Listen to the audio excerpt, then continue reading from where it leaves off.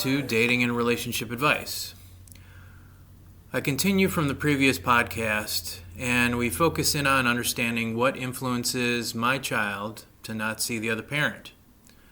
How do you focus on doing something better when in a relationship? So we focus in on that, and we try to discuss stop searching for someone to blame and focus on helping. We talk about taking actions as opposed to being self-aware. We talk about correlation versus causation. So this is a little deeper discussion, and it pinpoints what to do, what not to do. So hopefully you will enjoy it. Last episode, my mother was kind of repetitive on the relationship between my son and myself and the problems. This one is a different point of view from a different person, and this one is better explained with not a lot of repetition. So hopefully you'll enjoy this one. I don't think this would be solved because they're already fixed that I'm the jerk in this environment, so they're not going to even contact me. Well, Logan's influenced by her, by his mother. Like you said, it sounds like she's turned him on you. It sounds like you're trying your best. You're doing the best that you can. You're not trying to stir up conflict or anything. And the only one that's recognizing and stirring up conflict is Colleen. She's the one who's always saying, well, how come you're not doing this, or why are you doing this? And then when you do what she wants you to do, then she says, well, why are you doing that? You can't win. You're not allowed to win because she won't let you. And Logan sees this, and Logan is just looking at it's a power struggle, and she's the dominant one, and you're the submissive one, and I don't know, Logan is just latching on to the giving in or. What's his perception of, what the tarot card game was or what the Never Have I Ever game was? So he just felt he was having fun with the game, and then I guess according to her, when he went home, he felt bad, I guess. I'm sure he felt he talked about what we did to Christine, and I'm sure she probably coached him in order for him to feel bad and for a 13-year-old to recognize, oh, so that's wrong to do? Right. He probably was fine with whatever was going on. He was having fun with you. Then it was just him and Christine, and then Christine asked him what he did, and then he told her, and then she shamed him for it, and then he felt bad, and then she blamed you, and then he felt bad, so now he blames you. I mean, it's her. It sounds like it's her. She's stirring up shit, and she doesn't care who gets hurt by it. Yeah, but I mean, the game said 17 and up, and he's 13 years old, so maybe I shouldn't have. It was partially my fault. Well, I mean, if he doesn't, if he says that he doesn't want to do that again, then don't do it again. But I mean, it sounds like he had fun while he was doing it, and that he decided that he didn't have fun later after he talked to Christine. Yeah, that's what it sounds like. Yeah, so I mean, if he doesn't want to do it again, then don't do it again. I mean, it's that simple. There doesn't need to be any drama. Just that's it. So we won't do it again. I didn't know that. I thought that that's how you guys did stuff. But if that's not how you do stuff, then I respect that, and I love my son, and I'll do whatever he wants me to do. And you tell your son that, and you just be honest with him and say, look, I didn't know you didn't. I thought we were having fun. If you don't want to do that again, we don't ever have to do that again. And then that's it. I don't know. That's the end of the drama. It's pushed on me because I'm the adult, so I'm not supposed to do those things anyways. You shouldn't have a 13-year-old decide. again, you're more concerned about whose fault it is. Just everyone should just realize that it doesn't matter who's at fault. They should just realize this is what happened, and if we don't want this to happen again, then let's work together so that it doesn't happen again. That's it.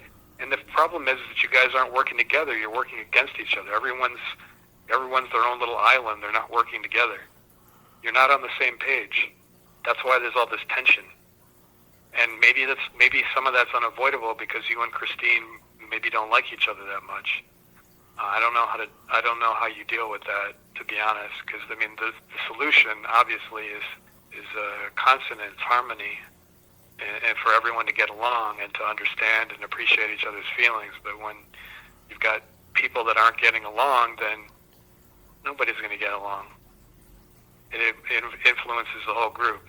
You and Christine don't get along, so then and then there's a constant conflict between you and her and you and Logan and Christine and whatever. I mean, who the hell knows what's going on between Logan and Christine, right? I'm sure there's conflict there that you're just not seeing. Well, yeah, Logan shares a lot of conflict with me, but I don't bring it up, and I don't say that she can't see her son anymore. Yeah, I mean, whatever. I mean, it's like, I mean, there's a lot of... It doesn't matter whose fault it is. At the end of the day, it doesn't matter whose fault it is, as long as, instead of focusing on who did what wrong, focus on how every person can do something better. Focus on the good instead of the bad. If you only look for the bad, you're only going to see the bad. If you look for the good, then you'll see the good. So change the way you look at the situation. Instead of looking at for someone to blame, look at how each person in this group, between you, Christine, and your son, can work together or separately to be better. Individually, together as a group, whatever. What can we do to solve the problem instead of just blaming someone for whatever's going on? Because that solves nothing. Blaming solves nothing. Well, that's already off the table, and their minds are made up that I'm the asshole in this.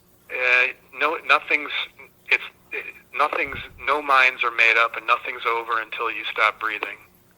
As long as everybody's still alive, there's the potential for change. Things can change, and they will change, because change is inevitable. Things will just happen, and things will change, whether you expect it or not. So their minds may be made up. You may think their minds are made up, and maybe they are, maybe they aren't, but things can change in a day, things can change overnight. So you never know. You don't want to just all of a sudden close the door on something like that, say, well, I'm not going to even try because they don't even care. Because things can always change, because it isn't over until everyone's dead. Well, if I'm portrayed the liar all the time, they're not going to trust me on anything that comes out of my mouth. So why should they? What's the point? What's the point of what? Of you trying to participate? No, of them trying to, just take a look at my side of things, stepping into my shoes. There's nothing you can do about what Christine does or how she acts or whatever, and there's not a whole lot you can do about what Logan does and how he acts and behaves, other than talk to them and be the best person that you can be. And if your best is not good enough for them, then then you just it's like, well, then what are you gonna do? You still got to be you, right? So just continue being you, and eventually they'll and either they'll eventually come around or they won't. But chances are, because life is relatively long and things are always changing, that they're more likely to change their minds sooner rather than later. Just continue doing the best that you can, and that's all you can do. And don't worry about whose fault it is. I mean, other than, because it doesn't accomplish anything here. Man, there's no way to get Logan away from his mother, unless do you really think like Christine is going to harm Logan or something, or she's harmful to Logan, her presence or the way she parents or something, and you feel like you should have full custody or something. But I mean, other than that, I mean, it's just. Well, Logan's already suggested that he got choked and he got thrown to the ground. So, but now there's not an issue because he's dead. I don't know. That happened a long time ago, and I don't know. I mean, if that was an issue back then I mean, it doesn't matter. The past is the past. You can't change it. The only thing you can change is today and tomorrow and the next day. So, whatever happened, and I don't know. You just have to decide how you feel about it, and what you're gonna do today and onward, and moving forward. Right. Dwelling on the past, bad. Not a whole lot of good can come from dwelling on the past. I mean, you want to learn from your mistakes, but if you ruminate, then it's not going to get you anywhere. And then just a bunch of people blaming each other about who did something wrong. It's not helpful at all. The only thing that's helpful is to try to be better. And if they're not willing to make themselves better, then all you can do is try to be a better person yourself, and hopefully that they'll fall in line eventually, either both of them or Logan or whatever. I mean, it's just, you just got to kind of roll with the punches, right, and do the best you can, and just kind of let some of that shit roll off you, because there's a limit to what kind of control you have over this situation. I mean, again, unless you were to take her to court to get full custody of Logan or something, I don't see how you can. And then that might just make things worse. No, that would make things worse because it's just hearsay. There's no evidence. And yeah, it's just. I think this is just your typical dysfunction in family units. People aren't getting along. And she seems to have a pattern of doing things. So, in my perspective, But it seems like it's coming from her. She's the one who's stirring shit up. You're not doing that, and she seems to. I feel like she's the catalyst here, because you're not that guy. You're not the kind of guy that does that. And if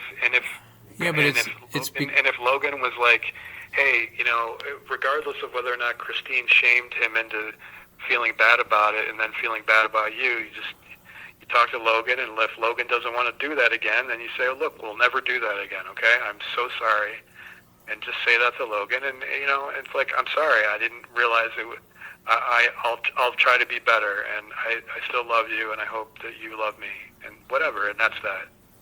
What else can you do? I don't know. Unless you want to live your entire, live in this bubble of drama for the rest of your life. I mean, it's exhausting, isn't it? Yeah, I don't want to live like that. Just be the better person, and just do and just. Well, I did. I apologized in that conversation. They didn't seem to care. Well, then that's their problem. You did the right thing, and whatever they do is whatever they do, and. You can be there for Logan as much as you can, and one of these days when he gets away from his mom, maybe he'll have more perspective and maybe see you in a better light. But right now he's heavily influenced by his mother, clearly, because he lives with her most of the time anyway. So I mean, obviously, it's not surprising that his perception would be skewed by her. Yeah. It's just a matter of circumstance. I mean, if you guys were together, you wouldn't have any of these problems, really. Well, you'd have different problems, is what you would have, because there's always problems. Yeah. You just have a different set of problems. So it's just, I don't know. I mean, if I was in your situation, I would like what was going on, but objectively, for someone who's not in the situation like you are and isn't as emotionally invested in whatever's going on, because honestly, I don't care. Yeah. I mean, I don't care about who's at fault, about who's talking about breasts and sex and whatever. I mean, none of that. I mean, the only thing that matters is that you love each other. All the other stuff it's just drama. It doesn't matter. But when you're in it, when you're knee deep in it or neck deep in it, it's hard to see. All you see is the drama, and you're not able to see outside of it. But I'm not in that drama, and objectively, I'm telling you what I think, and I think it's. So, if their perspective, if you say that it doesn't matter, so in a sense, they would say, so Logan's feelings don't matter. I mean, they're just looking for a way to. They're just looking for a way to stir up more drama. You can't win. Whatever you say, exactly. If that's the case, then whatever you say, they're going to turn it around and try to hold it against you. And you can't talk to people like that. If they've already decided that you've lost, then you can't win. So the best you can do is just. I don't think it's a matter of winning or losing or who cares more than who. No, it's not about winning or losing at all. It's just about being. Just about being together and just existing and being together. That's what it's about. It's not about winning or losing. The only one who's making it about winning or losing is Christine. She's the one stirring up shit. You aren't. Well, it's Logan's perception, and he shared it with her, and then she has concerns, and they seem to be valid.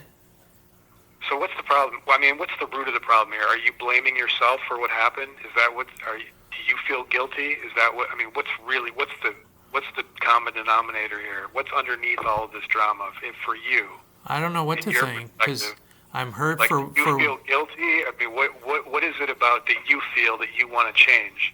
Or that you feel that how is this affecting you?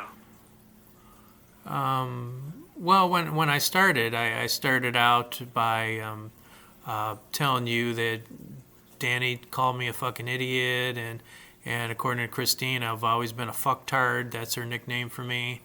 Right. The phone call of her pretending that Danny's a friend while me and Christine are together. So you're angry. To me, she's cheating on me, and I have nothing. I can't do anything.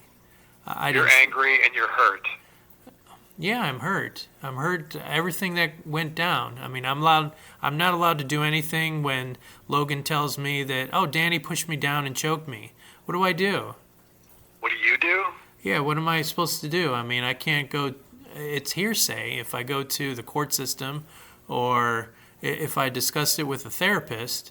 There's nothing that I see that I can do, but there's something that they can do. Now I'm not allowed to see my son. Christine tells me to open up, and I try to open up a little bit, and it just backfires.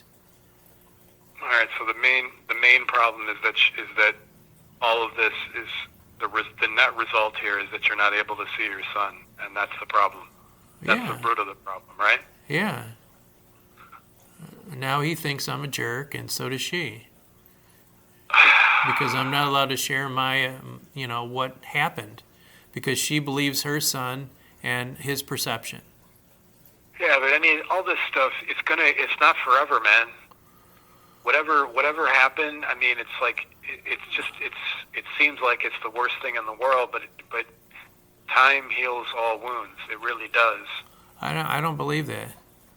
Yeah, of course you... Look at my mother.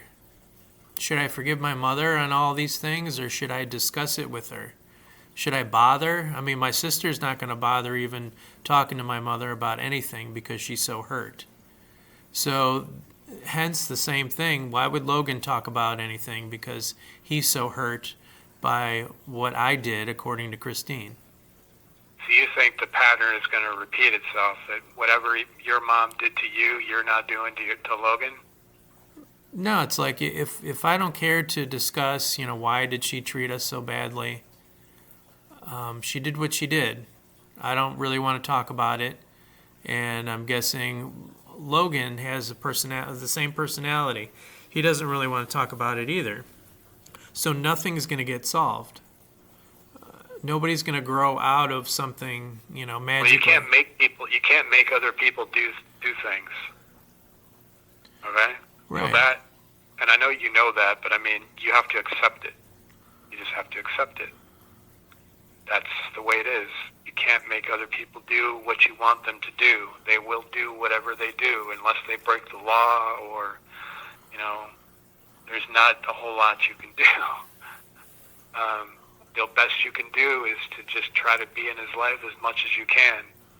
And if they won't, so I don't know. I guess if I was you, I would do whatever I could. I would do whatever I could to see my son. I would try to. I don't know, anything. I would think of talk to Logan without his mother around, either on the phone or through text, or I don't know. Well, see, he has it in his mind, and he said this over the phone. He says, I don't want to see you unless you change. And I'm like, I don't know. I was just honoring Christine about opening up. And, we played a card game. It might have been inappropriate, but... Have you ever talked to Logan about the conflict between you and Christine? Well, that's what I don't want to do. It sounds like you avoid that a lot. You're not completely honest with him about how you feel about Christine. And I understand what you're saying. You don't want to turn Logan against his mom, but maybe you do need to be honest with Logan about your relationship with Christine and how it's less than perfect. It's like not even close to perfect. Well, no, I try to. Yeah, that's how we don't get along, and I don't, and my primary concern is that because we don't get along, that it's going to somehow hurt you. And I want you to know that even if we don't get along, that I don't know, something along those lines. Like, be open with him about the conflict between you and Christine. Well, make him understand what's going on there. Well, that weekend that I saw him, that was part of it. And, Christine yelled at me, and Logan's under the perception where I never loved his mother. So that became a fight. So you need to talk to Logan and tell him that's not the case. Well, you need to have you need to have like an open dialogue with Logan about yeah, what's but going I on did that, between but I'm the liar though. Yeah, I had that open conversation where we didn't get along, and I was concerned. Where she was talking to, at the time, her friend Danny, which I didn't know. All you can do is keep trying. So what's the alternative? The alternative is to not try. Yeah, but I'm the liar. Whatever I say, I'm the liar. So why should I even try? Well, but because he's your son. It's like if you have a family member who's an addict, and all they do is drink or shoot up heroin or whatever, and you keep trying to change, and you keep trying to change them, and they always tell you to fuck off or whatever, and they keep doing drugs. But you just have to keep trying to get them off drugs. You have to keep trying, because if you care about them, you just got to keep trying, because the alternative is not acceptable. To stop trying is not acceptable, because it's your son, it's your family, it's your blood. You got to keep trying.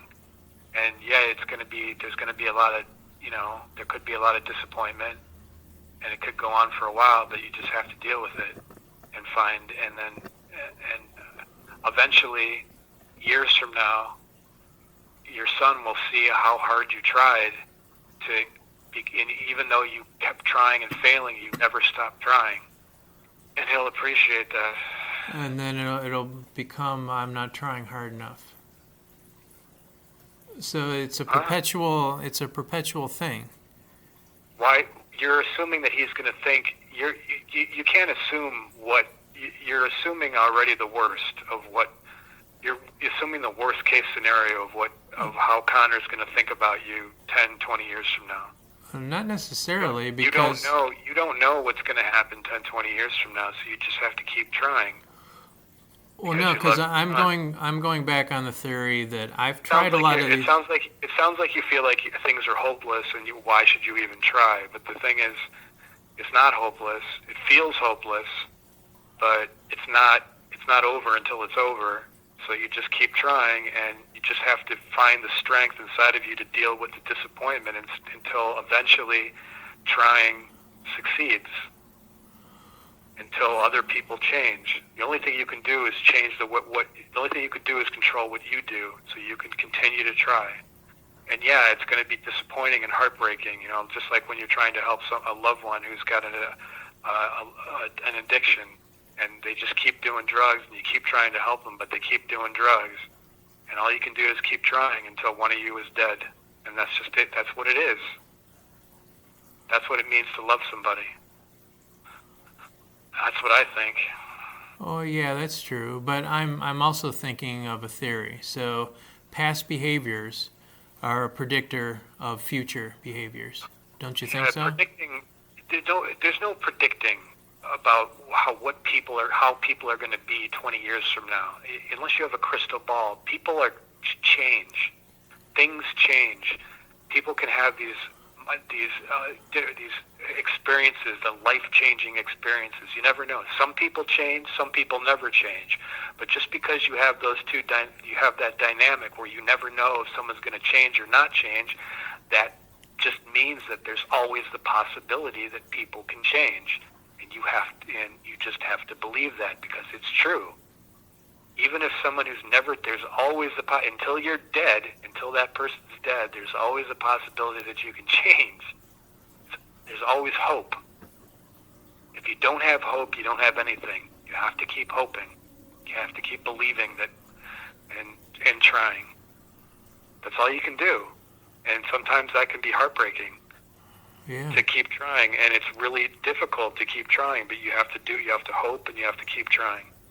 That's what you have to do. It's not going to be easy, but that's what you have to do. I don't know, it's discouraging though. It's shitty. Yeah, it's shitty. Yeah, I feel you. I get it. But that's what you got to do. That's it. That's life, right? It's not fair, but no one ever said life was going to be fair. It just is what it is. So,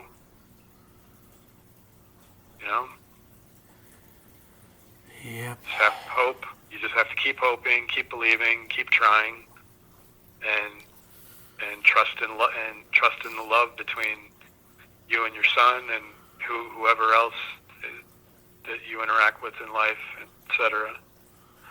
So let me ask you this. If the only person I can control is myself, and if I keep on doing nice things and people keep on taking advantage of me, what do I need to change? I think in that case, the reason why people are taking advantage of you is because you continue to do nice things. Like if you do a nice thing for somebody and you feel like they don't give a shit, then you stop doing nice things for them, because then you know you're being used. But if you do a nice thing and they appreciate you for it, then you can continue doing nice things. So you have to know the difference. You have to know who you're dealing with. If you're dealing with somebody who clearly is not appreciating your good gestures, the nice things you're doing for them, that person is toxic. You need to get away from that person. But if that person appreciates all the nice things, then you can keep doing the nice things. So you have to know, you have to be a better judge of character about who you're dealing with, so that you know that if you were to continue to do nice things for somebody, that the other person will continue to be grateful for it. They will appreciate it. Well, see, here's a sticky situation where it seems like a lot of your relationships where you do a lot of nice things, you don't realize that the person you seem to seek out relationships where people take advantage of you, and you feel blindsided. But I think it's more of a you thing, because you're blindsided because there's something going on where you're either not seeing or not letting yourself see that the other person is taking advantage of you. No, see, here's the twist, where you want to show your son. And then of course, you would deny that everything I just said, because that's instinctual to deny that. But you don't. If you don't have the perspective to see that someone's taking advantage of you, then how would you have the perspective to realize that someone's... Well, I'm not denying it. So here's the issue. You want to show your son that you're a better person, even though the appreciation isn't reciprocated. Right. So you continue to do the nice thing to show this is what you're supposed to do. You're supposed to be nice regardless if they treat you like crap or not. Yeah, well, I mean, that's how it works with your son and by association, the mother of your child, because she's always going to be the mother of your child. So you're stuck there. I mean, you always have to be nice to those people because that's just the way it is. Because she's the mother of your child and he's your child. But if it was anybody else, you would want to get away from them if they were toxic. Right. If they were taking advantage of you. Right. But in this case, no. In this specific case, no. That's not the way to go because they're your family. They're your blood. You only have one family. But then it still becomes my fault. Doesn't matter whose fault it is. You just have to keep doing it. Just keep trying. Let them worry about whose fault it is. You can worry about just doing what you need to be doing.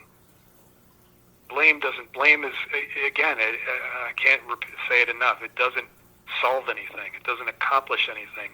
It doesn't being blamed and blaming someone else. It's useless. It doesn't. It's just you're just hurting yourself. You might as well just beat yourself up. You're just beating yourself up.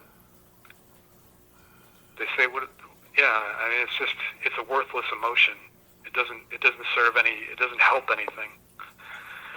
I mean, other than if someone was like with the law and the legal system, if somebody goes out and shoots up something in a place or whatever, then yeah, you blame the guy and say, hey, yeah, he murdered that guy, and you put him in jail or whatever. But I mean, in stuff like this and petty stuff, where it doesn't matter because none of this stuff really matters. All this petty stuff, it doesn't really matter anyway. So who blamed who? It doesn't matter. It doesn't solve anything. Because no one's murdering anybody here. It's just stupid little things. So you just have to be the bigger person and just keep trying and have faith that things will work out. As hard as that is, that's what you have to do. Everybody that has any problems in life, that's what they have to do. They have to have faith. They have to believe. They have to keep trying. Because the alternative is unacceptable. That's what I have to do. Every time I feel like I don't want to try anymore, I have to realize that this is my life. This is what I have to do. And this is just a hand that I was dealt, and I have to deal with it. And yeah, sometimes it sucks, but you could live in this shit that, or you could just rise above it and just say, well, okay, this is what it is, and I'm just because things are going on around me that I don't like or that make me feel bad, I don't have to live my entire life feeling bad. I can rise above it and I can still have a life outside of whatever this other stuff that's going on. You don't have to let it consume you. Again, you have the power to feel whatever you want to feel. So yeah, and no one's going to blame you for feeling like shit if given the situation you're in, but you can also, and that's normal. But you also, at some point, you have to realize that you do have control and you can do something else and think about something else. And you are, and I mean, you do other things. You're not constantly, your whole life isn't just spending time with Christine and your son. You're off doing other things. You're working. You're doing what you got to do. And when you're not doing, and when you're not in the thick of that, you can just. Yeah, but you get tired. That's where you build the strength to perpetuate that kind of hope, that faith, that belief that things will to keep trying and to be patient, I guess. Yeah, but it seems like I get beat down year after year after year. It's almost like I'm hitting my head against a wall and there's no way around it. How do you think I feel? I don't know. What you just said is exactly how I feel sometimes. But the thing is, what I realize is that that's my perception. I've manufactured this perception. I don't have to look at it that way. I can look at it another way. I can choose to look for the good instead of to look for the bad. It's not just something we talk about looking for the good and not looking for the bad, but you actually have to do it. And if you do start, so like when you feel like shit, and you are going to feel like shit sometimes, just like I feel like shit sometimes, you got to look for the good and keep trying. And regardless of there may be things in your life that you're always going to be feel like you're butting up against the wall, but that's just the way it is. You got to keep trying, and maybe you'll feel like that for the rest of your life. But the alternative is to do nothing. Is to just stand still and do nothing and stop trying, and that's not a solution. That's death. That's not a solution. So live your life to the fullest that you can. Don't expect perfection. Don't adjust your expectations. Just, be happy with what you have. Don't worry about what you don't have. I don't know. It almost seems like you gotta think that way. There's no buts. It's just that's what it is. And I know where you are. I've been there in different circumstances where it just feels like there's no way out. But there's always a way. I don't know. There's always something. There's always another turn around the corner or something that comes up, that pops up, and you weren't expecting it. And there's little things in life that you can find joy from, so that you don't have to constantly be miserable about. You don't have to let these things, constantly make you miserable. Yeah, they're going to make you miserable sometimes, and that's okay, because that's life, right? If you had nothing in life to make you miserable, it wouldn't really be, first of all, it wouldn't be normal, because no one's always happy. And it means that something's happening in your life. You're doing something in order to be miserable. If you weren't doing anything, then you'd just be a blob sitting somewhere doing nothing. What kind of life is that? Sometimes I wish I could still be in a relationship with somebody just so I could hear them scream at me. Yeah. It sounds crazy, but just having somebody who cares about you enough to scream at you, to get upset with you, that you do something that makes somebody else upset because of you, that misery. I miss that. I miss that, I'll be honest. There's good parts of relationships, there's bad parts of relationships, but I miss both parts.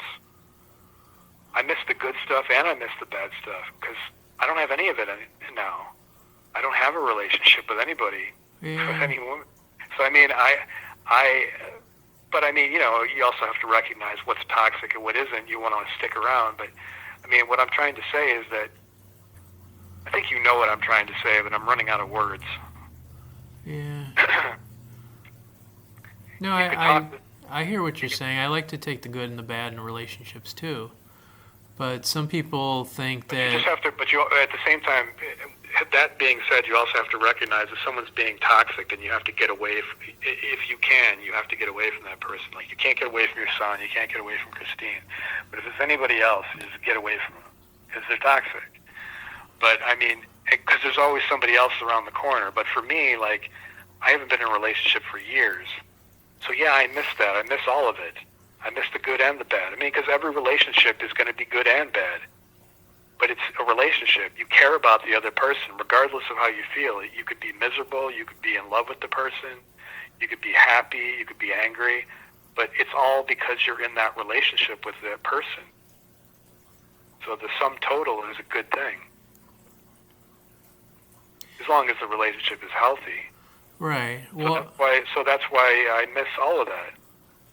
Whatever. I mean, just saying.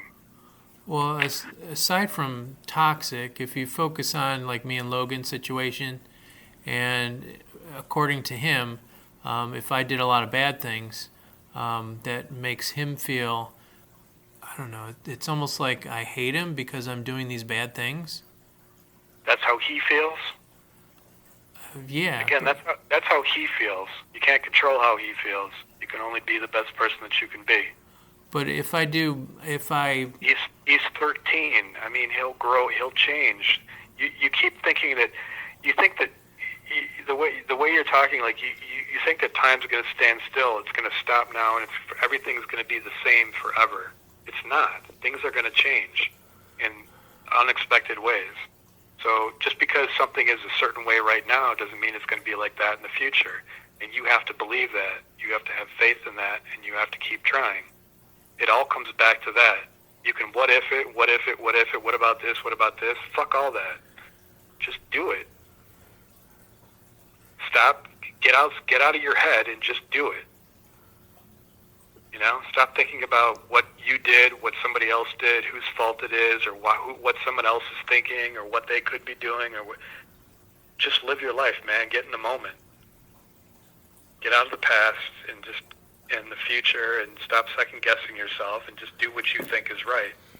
Yeah, but my point is, if I do something assumably bad, according to him, that doesn't mean I'm going to stop loving you. So tell him that. And if he doesn't want to hear it, then keep telling him. And if he still doesn't want to hear it, then keep telling him. And maybe one day he'll appreciate it. What else can you do? I don't know. There is nothing else you can do except make yourself miserable, like all the time about that. I mean, so just do what you think is right, because what you think is right is probably right. I know you. You're not someone.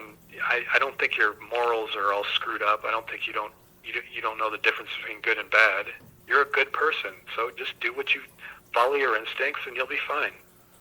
And I mean, yeah, there's going to be pain in your life, but that's just the way it is. You can only control what you can do, and other people will come around, or they won't, or whatever. I mean, to constantly think about what other people are doing and what might happen in the future is going to drive you crazy. So just do the best you can, and have faith that that there's always a possibility that things can change. And if you keep doing what you believe is right, believe that possibility is pretty high that things will change. It's about having faith. Right, but sometimes you can't see outside of yourself where something is. Well, yeah, that's exactly it. You can't see outside of yourself, and that's what I'm saying. And I know how it feels to be inside that bubble, but objectively, I'm telling you, this is what it is. And I Well, how do I know that I don't need to change something? I mean, what? How do I know that I don't need to change something? Because I was just going by Christine and Danny's suggestion. They were trying to make me open up, and I thought I was doing something. You're second guessing yourself again. Just do what you think is right. And understand that I'm telling you objectively, based on what I'm hearing, the only thing you might need to change is to be more honest with Logan about your relationship with Christine. To just be more open with him. Not honest, but more open. I don't think that'll help, because just be real transparent and and let the cards fall where they will. Yeah, but it would just be a bash session about Christine, and I don't want to do that. If I'm more open, that's the whole problem. That's what Christine wants. Yeah, but if you're not open, then then he feels like you're not being honest with you. So you have to. You have to, or he's not going to respect you. So I'm gonna tell him how much of a jerk Christine was to me the whole time we were together. You don't have to phrase it that way, but you can say, "Look, we weren't getting along. Things weren't going well. I wasn't happy with her." I mean, you can say it in a way that isn't just ripping her a new asshole.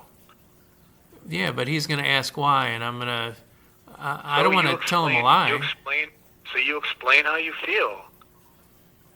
You can't avoid talking to your son about difficult stuff like that. At some point, you got to just tell. I mean, I understand if there's like, I mean, it's maybe he's 13. He's too young for that. He doesn't have, his brain's not developed in order. I don't know when people are ready. I mean, different people are different. And if he's ready for you to be honest with him, then, and if it sounds like he is ready, he wants that from you, then give him what he wants. And you don't have to go you don't have to go hardcore and get nuts with them. I mean, you wouldn't have a conversation with him like you're having with me right now about everything that Christine does wrong. But you could just say it in such a way that you're not just tell him, be honest about how you're feeling, irrespective of whatever Christine's doing. Just tell him how you feel. I think he just wants to know how you feel. So you don't have to. There doesn't need to really be a judgment about Christine necessarily. You can just tell him how you feel about whatever's going on. I don't know. I feel if I sugarcoat something, I'm lying. That's kind of how I feel. If you don't open up to him, then that's just as bad. There has to be a middle ground, so find the middle ground. Obviously, you don't want to go one extreme or the other, so you need a middle ground. You still need to talk to him about things. You need to let him know what you're going through. He needs to understand. So do the best that you can to help him understand without. There's a way to tell people how you feel without shitting on everybody around you. It's possible. I don't know. I mean, you can tell him how you feel without shitting all over Christine. Well, There's a way. How do I not point the finger? There is a way to do it. Even if you don't know how to do it yet, believe that there is a way to do that. Because I know there is. It's like I don't want to necessarily point the finger. It's, well, I mean, she did this, which caused me to do this. You don't need to point the finger. That's the whole point. Remember, we've had this conversation already. Blame is useless. It's not about blame. It's about what you're feeling. Tell him how you're feeling. Right. That caused me to get hurt. When Christine does certain things, it makes you feel a certain way. That's all you got to say. You don't have to blame her.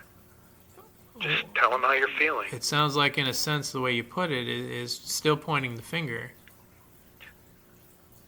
No, it's not. It's telling someone how you feel, and that's what he wants you to tell him how you feel. Don't let him interpret. You're already deciding what he's thinking. You don't know what he's thinking. You don't know that he's going to think that he's. I mean, you just got to open up to him, and and eventually he'll come around.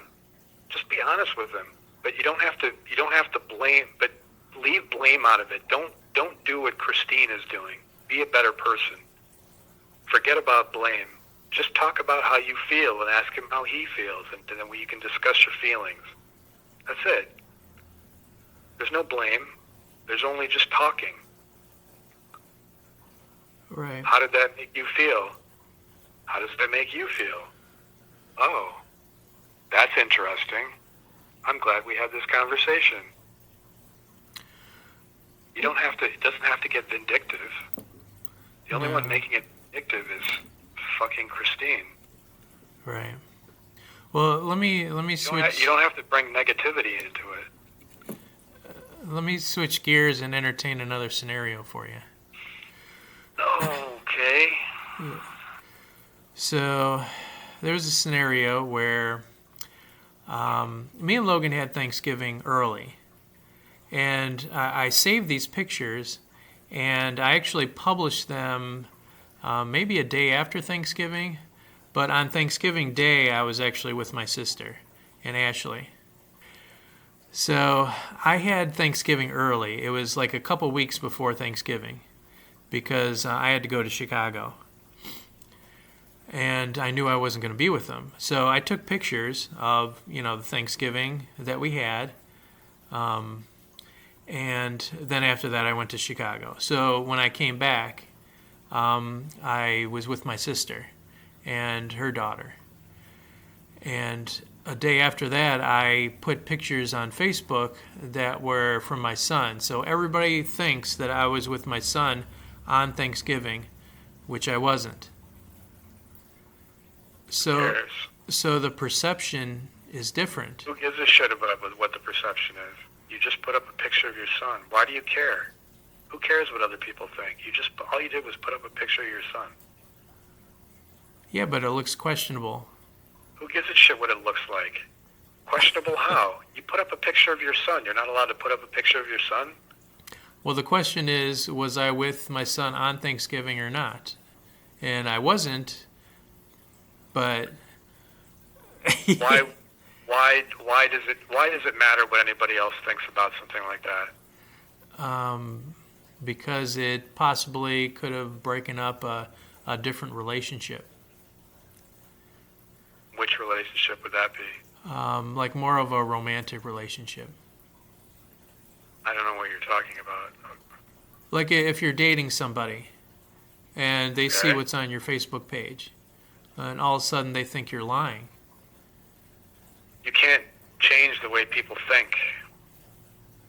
If all you can do is hope that they give you an opportunity to explain yourself, and if they don't believe you, then they don't believe you.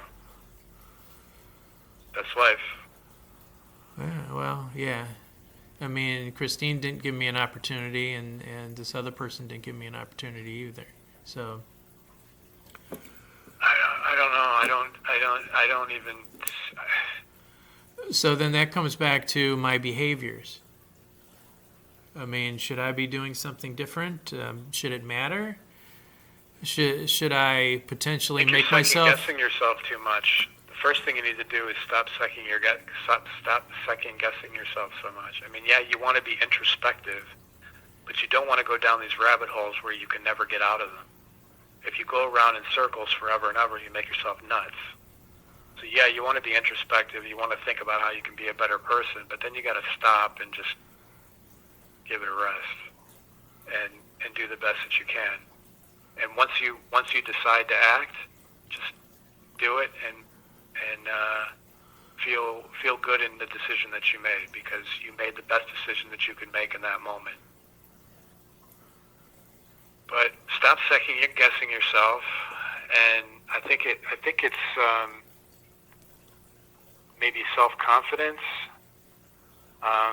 Just be more confident in your ability to do the right thing. Well, I know I'm doing the right thing, but nobody wants to hear it. Nobody cares. Throughout my whole life, I've done things maybe in the wrong order. But I think the thing that I've noticed with you is that you really, really want to get people to like you. So you do you're very generous and you help people, but the people but because you're so eager to have people like you, you end up attracting people who will take advantage of you. So it's about... Well, I don't care if people like me. I want to stay in a relationship that I'm not accused of being an asshole. There's no relationship ever where you're never going to be called an asshole. There's always going to be some fight or something where people are going to throw around words like asshole. But I mean, it's just, you just have to be a better, I don't know, there's all kinds of things. If you get stuck if you feel like people are taking advantage of you, it's because they are. So don't let people do that. You can be nice, but you can also recognize that there's some people that just don't appreciate it, so you don't need their approval. So fuck them. Leave them and get away from them because they're toxic. Right. Fuck those people. No, who cares what they think? You're trying too hard to please the wrong people. Oh no, it makes me feel good that I'm doing something nice, or I baked them cupcakes, or Yeah, but do something nice for people who respect it.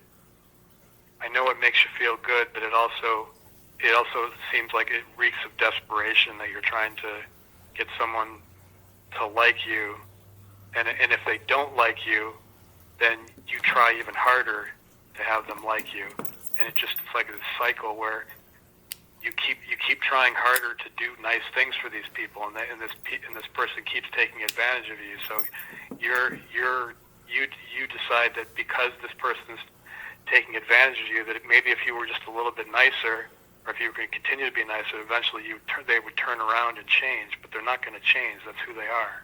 I don't know. It almost sounds like I do things just for desperation and attention, and that's not the case.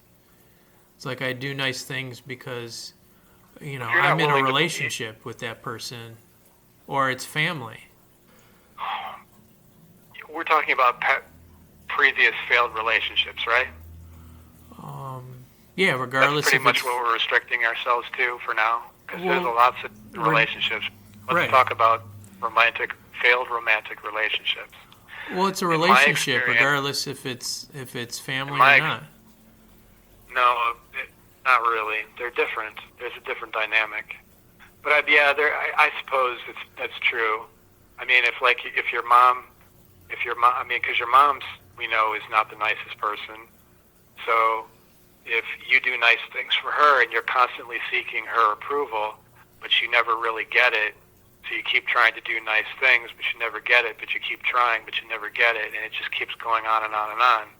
And it's a failed relationship. So, I mean, maybe these people that you're desperately trying to seek your mother's approval, and you take that dynamic and you transfer it to all of your romantic relationships as well. So you're desperately trying to seek the approval of a significant other or of the opposite sex. No, I don't care for approval. I mean, I know she likes calendars, so every Christmas I make her a picture calendar, and that's the extent of it. I mean, if you're constantly going to tell me that I'm wrong and that there's anything I say is... No, I'm not saying it's wrong. This is how I feel. I don't need her approval for anything, because whether she gives me advice or not, I don't take it. We were just having a conversation about how putting a picture of your son on Facebook, how that makes other people... You were worried about how other people think, how other people feel, and now you're telling me you don't care how other people feel. No, this You're not being honest with yourself, Brian. No, I'm specific with my mother. I'm hearing it. But it's specific with my mother. But you're not seeing it. You're not able to see it, and that's why you keep repeating it. You keep coming up with excuses for why I'm wrong, but you're not. So you're not. You're looking for a way out. No, I'm telling you how I react with my mother as opposed to romantic relationships. All right. Well, that was a theory. Then maybe it's not your mother, but with your romantic relationships, I notice that you're always the submissive one. The woman's always more dominant, and she's always taking advantage of you. And probably because you keep trying to do nice things for them and trying to seek their approval, and they keep shitting all over it, and you keep trying, and under the guise of, well, I do nice things because it makes me feel good, but in fact, you're not recognizing the fact that sometimes when you do nice things for people, regardless of how it makes you feel, people are taking advantage of you, and in the long term, even though you may have a short-term endorphin rush from doing something good for somebody, in the long term, it's hurting you. So it's like myopic, like you get maybe this short-term rush from being generous and helping people, but in the long term, you're just hurting yourself because you're helping the wrong people. I don't know. I mean, how many different ways can I say it? But I mean, that seems... Well, I don't know who are the right people. Who are the right people? I mean, are people that appreciate you doing good things in the long term. Those are the right people. Don't do good things for everybody. Some people don't deserve it. They don't deserve you. But you have to recognize that, otherwise it's going to come back and hurt you in the long term. if you don't realize that other people don't appreciate you, then it's going to hurt you, and it's going to create all this doubt and second guessing. Yeah, I guess so. What I should be doing and what I'm not doing, and for me, I feel like I have that awareness, and for me, it's just about taking action. That's where I get stuck. But for you, I think there's you don't have any problem taking action, but you're stuck on the self-awareness part where you're not quite there yet. I think you see it, but you either don't know what to do with it, or you don't want to see it, or it doesn't quite fit the narrative that you want, because it invalidates an entire life's worth of thinking.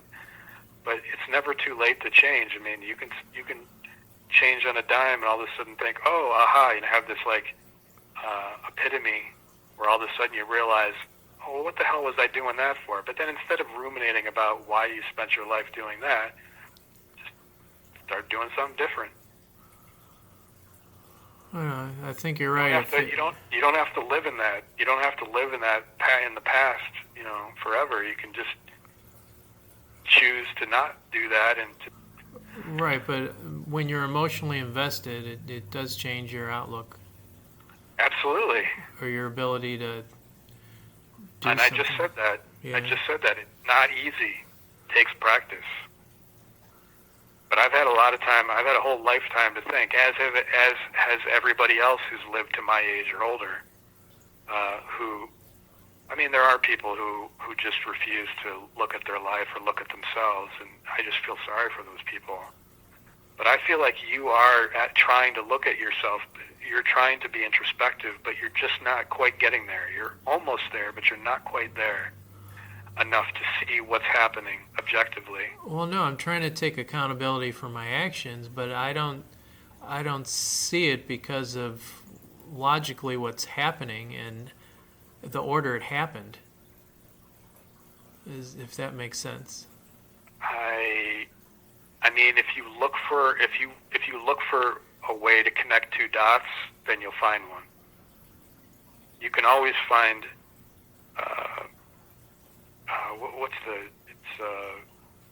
correlation is not causation, where two things are related, but it doesn't mean that one thing caused the other. And a lot of people get confused with causation and correlation, where they think that just because there's a relationship between two things or two ideas, that means that one caused the other. But that's not the case. It just means that there's a relationship. You have an established causality. You don't know exactly, you don't know 100% for sure what caused what. You just know that they're related. And I think that's where you're stuck, is where you see this relationship, but you don't recognize that the causality. Causation does not equal, it's not correlation, but it's a synonym for the same word that I'm trying to think of. But it's a very important thing, because it's, a lot of people, they see things, they look at different things in their life and they attach meaning to them, and they create these correlations, these relationships, and then they extrapolate from that causation. They say, well, because these two things are related, that must mean that this caused this. But it doesn't mean that. It just means that there's a relationship. Causation and correlation are two different things, logically, as you say. So let me see if I understand you correctly. So if you've been treated bad by other relationships, you shouldn't assume that this other person is going to treat you bad in this new relationship. No, you should never assume. But is that what you're saying?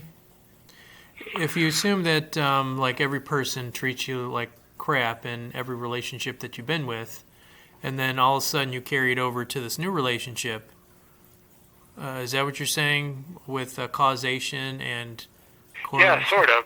Yeah, because you're looking at a dynamic, a certain dynamic between you and another person in previous relationships, and how it's always been bad, one way or another. And and you're seeing that there, and then you're relating that to what's going to happen in the future, and that's a correlation. But it's not necessarily a direct causation, because what happened in the past doesn't necessarily dictate exactly what's going to happen in the future. It doesn't have to. You have a choice. There's always a choice. We're not robots, you know? Yeah, but that's... We have free will. Right. But it's still a reason to have your walls up, I guess, because of what you're used to. Okay, but where are those walls getting you? Putting all those walls up, are they helping you or are they hurting you? If they're hurting you, then dispense of the walls. Try something different. I don't know. Then it's a question. Get rid of that correlation.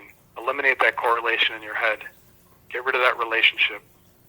Because and understand that relationship doesn't necessarily indicate causation, that the past causes the future in that respect, in that context.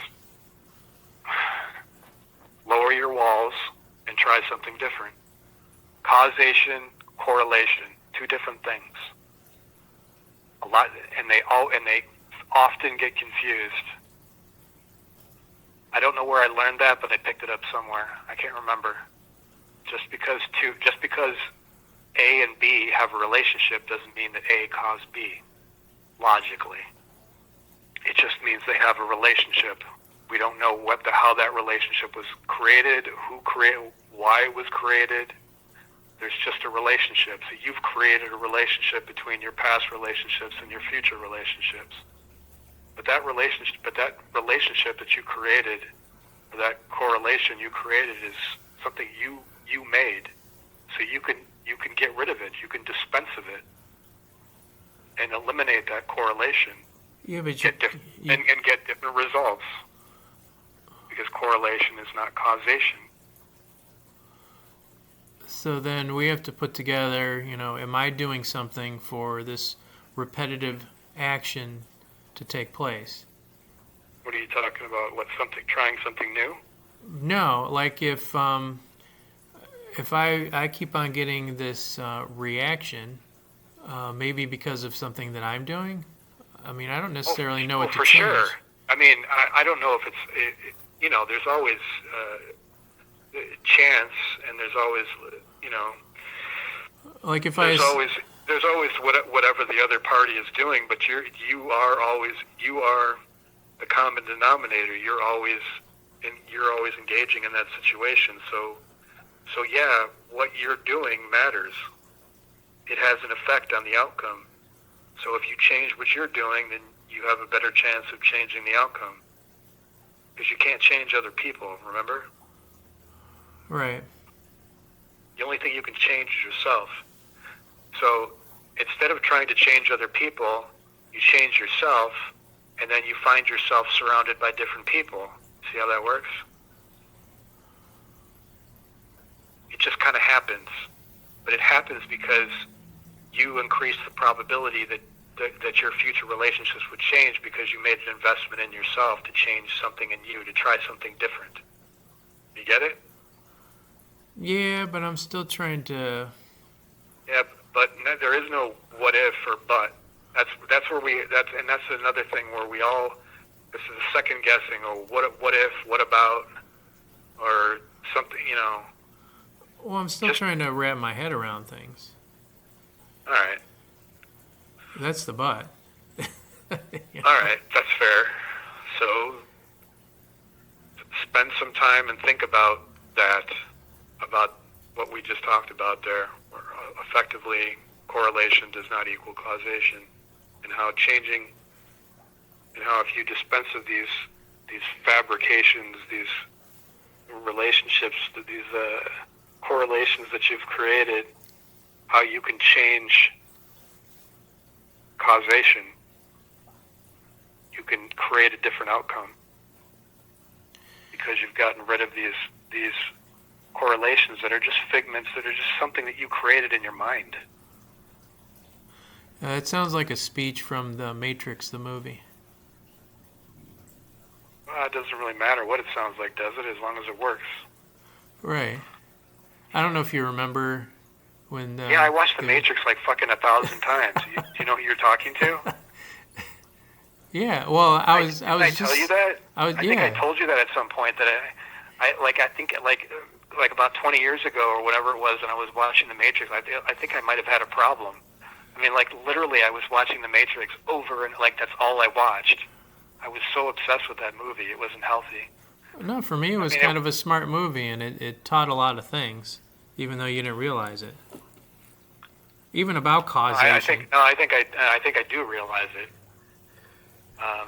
Maybe I didn't realize it so much then. I think I had an inkling of why I was so attached to that movie, because I liked the idea of about things not really being real. The idea that things aren't, and there's a lot of things that you can, the fantasy of reality not really being real, the implications of that enable you to kind of, it's like an escape. So you start to really, you become fond of the idea that things aren't. I mean, I think that movie meant a lot of different things to different people. It's a very abstract idea, and you could go a lot of different directions with it. So it's thought provoking. It's one of those movies that you can watch it over and over again, and maybe take away something different from it each time if you stop and think about it. Yeah, and I figure it teaches you the ability you can change. Well, I don't know. The thing about The Matrix that I don't know, I think maybe it taught me how not to think. Because I think The Matrix is kind of trying to tell you that what reality isn't real. But then again, maybe that means that the way I'm thinking is what isn't real, and what's reality is the new way of thinking. I mean, you could look at it in so many different ways. You could learn from it. You could see it in a good way or a bad way. I mean, whatever works. I mean, if that helps you, if using The Matrix as an analogy for whatever it is you need to learn in your life, if that helps you, then fine, go for it.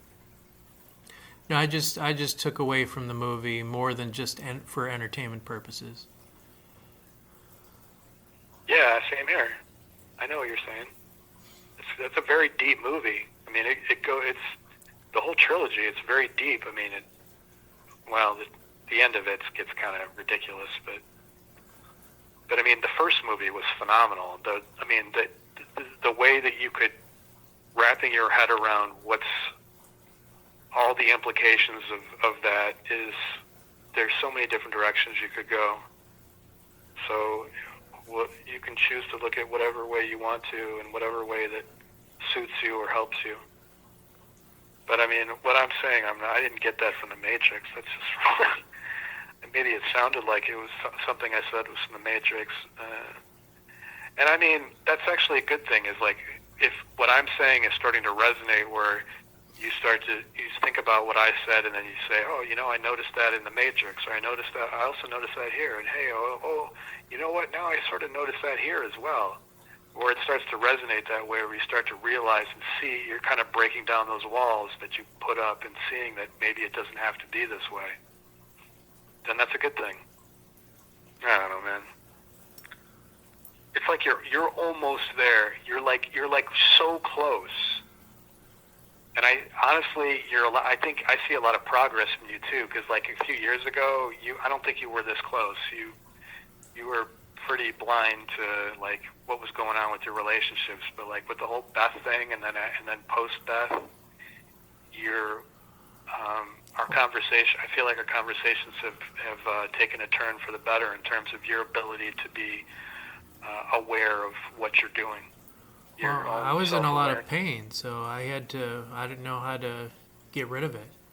I'm not no judgment. I understand. I completely get it. I'm just saying. The hard part is to elevate yourself outside of the pain long enough to see it for what it is. And then once you do see it for what it is, then the pain dissipates. It goes away. Again, time heals all wounds. You don't see it, but you will. You're close. You're so close. Well, see, how come?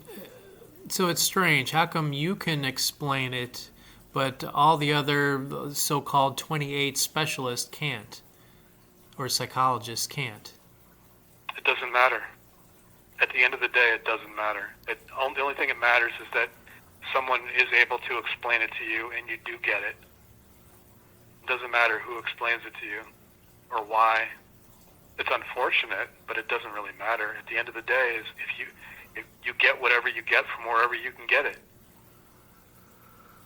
I'm just another resource. You just happen to find it. You just happen to hear what you needed to hear from me, maybe. I don't know. I'm doing my best, but whatever. Yeah. I mean, I'm not like a fucking miracle worker or whatever. It's a miracle. There's a lot of I don't know. I mean, I think a lot of I don't know. It doesn't matter. It's not. I mean, it's just not worth even thinking about. As long as you find the truth, it doesn't matter how you find it or why. The only thing that matters is that you found it and you know it. And everything that led up until now is just the journey to get there. And when you do finally get there, then that's an achievement. It's an accomplishment. It doesn't matter how many therapists or how many people you talk to or you didn't get it. It matters that after you kept trying and eventually you found the truth. That's all that matters. Or you found something that makes sense to you. Same thing.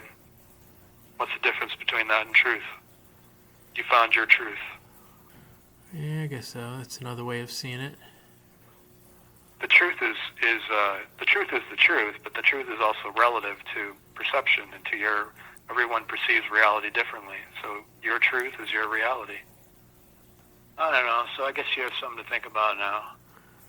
Yeah, but I feel like you're really close. Like we've had conversations in the past where I just feel like you were too emotionally invested and you just weren't able to see outside of yourself enough to see what was really going on. And I feel like you're self-actualizing. You're becoming more aware of you're understanding who you are. And well, Christine thinks I need help because of the way I treated Logan. Fuck Christine. Again, who gives a shit what she... I mean, it matters because I can't see my son. Yeah, well, it matters because you can't get away from your son's mother. That's why it matters. But other than that, it doesn't matter. She's full of shit. But you have to deal with it because she's your son's mother. And she's, from what I can tell, from what you're describing to me, you are way more self-aware and self-actualized than she is. You're way ahead of that curve than she is. She's behind the curve. She doesn't know what she's doing. That's what it sounds like. I mean, I'm not like some kind of like guru or something where I'm like totally self-actualized and I can see it, but I do seem to know myself pretty well. I spend a lot of time with it. I know a lot of people do, but I don't know. So maybe I'm good at something. Whatever. Okay.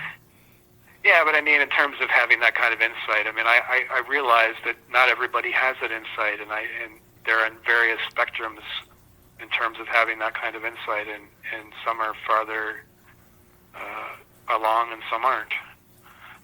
It helps to be farther along, to be able to see outside of yourself, to get outside of that emotional bubble, and I mean, you don't have to do it all the time, but do it long enough to be able to see it and remember it, so then when you are feeling emotional, you can think back to when you were not emotional and you were able to be objective, and you were like, remember that? That's the way I'm supposed to be thinking, because right now I'm not doing that. That's what I do. Like, I'm able to see what's going on around me, and then I get caught up in this bubble, and then I can't see it, but then I remember what I was saying before, and eventually I can snap myself back out of it.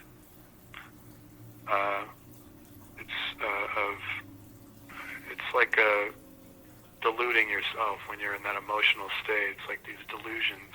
And you have to be able to see through delusions and realize that the way you're perceiving reality is not the way reality needs to be perceived. Wrap your mind around that one. Yeah. Your reality is your perception. Exactly. Reality is, as crazy as it sounds, subjective, because it's perceived differently by different people. And who really knows if there is one single reality? I mean, you can get all metaphysical and quantum physics with that, but I mean, I think there are scientists that are studying shit like that that sound like fucking lunatics, but it's still science. Yeah, but some people make up stuff that didn't really happen, and they think that's reality. Yeah. Which causes a lot of problems. Yeah, that's fucked up. And they can't help themselves. And there are a lot of people like that. Yeah, I usually call it filling in the blanks when the blanks weren't even filled in. Yeah, these are people there are people walking around that they're screwing up all kinds of relationships because they don't realize what they're doing. They don't know what they're doing. They don't know themselves well enough to know what they're doing. And when you do start to know yourself in that way well enough, then you can see it. You can see when other people are doing it. It becomes really obvious. You go, oh, he's doing it. Oh, she's doing it. I can see it there. I can see it there. Because I used to do that too, but now I don't. Or when I do it, I know I'm doing it. But I didn't see it before, but now I see it. It's like a light comes on, you know? And you're almost there. You're a lot closer than you used to be. So just keep trying, and eventually you'll be there. Probably sooner rather than later, because you're almost there, man. I feel like you're almost on the same wavelength as I am in terms of understanding what I'm saying. And that correlation causation thing, that's a big one. It's something I never thought to tell you before. I don't know why it came up this time, but doesn't matter why it did. So now you know. We create all these correlations in our head, and they're self-inflicted. They're figments of our mind. They don't necessarily dictate causation. A relationship between A and B doesn't mean that A caused B, or will cause B, or Bill Cosby. Yeah. It's one of those dad jokes. Yeah, that's a really bad joke, man. Oh man, I don't know, but as soon as I said it, well, because causation, you can be talking about causation in the past, in the present, or the future. So, something caused this, or something will cause this. So A did cause B, or A will cause B, or A Bill cause B. Stupid. Anyway, I don't know. I hope that can be helpful. No, it was a question from Christine and Logan. It's like, how come you're not taking care of yourself? Why aren't you going to the hospital, getting checkups or whatever? Yeah, so because you're not sick. That's why. I mean, and if you are sick, you're doing something about it. It's some bleeding gums or something, so you did something about it. It's starting to go away, so it's taken care of. So what's there to be worried about? Except to stir up drama. That's all they're doing. That's all Christine is doing, is stirring up drama. And your son is just worried about you, maybe because he's worried about you, and maybe he's more worried because Christine's stirring up drama. So it gets him riled up because he's 13 years old and he doesn't know any better. Yeah, and preventing me from seeing him isn't solving anything. So just do whatever you can to talk to him and tell him how you feel and try to have conversations with him. Keep trying, one way or the other. I don't know. I don't have a lot of experience with that, but I suppose I would try to email him or text him or call him or I don't know, anything. And then again, don't focus on the blame. Focus on how you feel. Focus on how he feels. Well, that's what I was, because one of the problems was, if he calls me, I don't return his phone calls, according to him. And a lot of times either I'm at work or I'm doing something where I can't call him back? So call him back as soon as you can and let him know that that's what's going on. Well, And if you're not calling him back, then shame on you. Well, that's not good enough because he's comparing what his mother does as opposed to me, where she calls him back all the time. And what do you mean? Are you actually not calling him back? On occasion, yeah, but then I get distracted and then I forget. Well, you need to not forget, and every time your son calls you, you need to call him back as soon as possible. Yeah, The end. There's no forget. I mean, things happen, right? Okay. I'm not perfect. No, you're not perfect, but if you have people that are important in your life that you want to remain, you want to remain, that's just part of being in a relationship. Right. If somebody calls you, you call them back. If you ignore them, they're going to feel ignored. And it's worse if it's people that you really care about. Yeah. Yeah, he feels ignored more often. And that's something that you can control. Yep. So just change that. If he calls you, call him back as soon as you can. Like as soon as you can. As soon as you have a minute to do it. And don't forget. And if you are forgetting, then find ways to not forget. Like if you get a call from him or a voicemail or something, then write yourself a note somewhere or set an alarm or something on your phone. I don't fucking know. Figure it out. There are lots of ways to do stuff like that. Yeah. That's the easy part, really. That's easy. You can change that. What Logan's doing, like when he calls you, is he leaving a message or does he hang up or what does he do? Yeah, he doesn't leave a message at all. He doesn't leave a message. Okay. Well, he's different. Or a text or anything. Yeah, but he's different than me then. Like me, if I hang up, everybody's different, right? Like when I call somebody and I hang up, I don't leave a message or anything. It's not that important. That's how I operate. So like, I don't need you to call me back if in that case. But for Logan, if he calls and he hangs up, maybe he's still expecting a call back from you because it's on your caller ID or whatever. Well, yeah, now I know. I don't know. It's kind of like my mother. Yeah, well, I mean, yeah, he probably hasn't told you because he hasn't told you. But if you talk to him more and you talk more about your feelings with each other, then you'll get to know each other better and you'll pick up on stuff like that. I mean, he's your son. You should try to get to know him well enough to know that if he calls you and hangs up, that means you still need to call him back, right? I mean, yeah. But then I was you looking. had a closer relate, so just try to be closer with him. I think that's all he wants, really, at the end of the day, and do the best you can in terms of navigating, trying to accomplish that while also navigating around Christine, who seems to not want you to be with him or whatever. So find ways to talk to your son when she's not around somehow. Find a way to insert yourself into your son's life. There are ways to do it in this day and age. And so we don't live back in the Stone Age or back in 500 years ago where the only way to talk to somebody was to go knock on their door and hope they open it.